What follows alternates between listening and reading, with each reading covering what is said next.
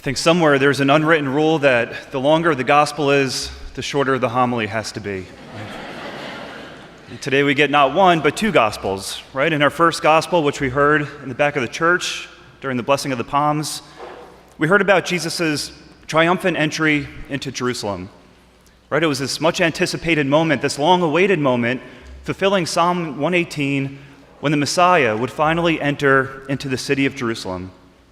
And as we heard, they laid their robes before him, they greeted him and celebrated this entrance with the palms as he rode by. And the reason that they, and today we, hold palms and wave them high in the air is because in the ancient world, palms were a sign of victory. They were a sign of triumph, right? Much of the world at that time, during Jesus' time, was under rule, was under occupation of the Roman Empire. Now, palm trees are not native to Italy, right? When you walk around Rome, you don't see any palm trees. It's just pizzerias and gelato shops, right?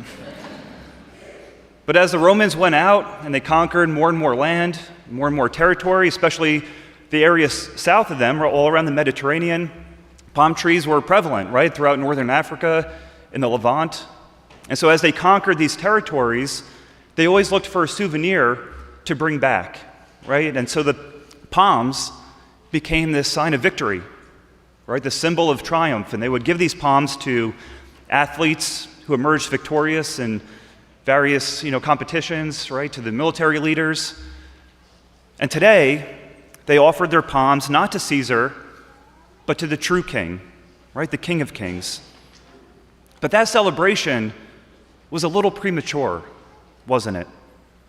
Because within just a few days, as we just heard in our second gospel, they would betray our Lord. They would abandon him at the most intimate moment when he hung himself on the cross. His true victory over sin and death was still yet to come. And when that moment of salvation finally arrived, he left for us the true souvenir, the cross. And that which was once nothing more than an instrument of torture became our trophy. It became our souvenir, our symbol of victory.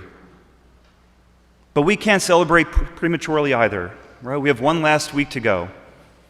And this week, you and I have the opportunity to enter into the holiest days of the year, right? Holy Mother Church invites you and me to participate in the sacred Triduum, right? On Thursday evening, when our Lord washed the feet of his disciples, instituted the Eucharist, instituted the priesthood, and then on Good Friday, when our salvation was finally won on the cross.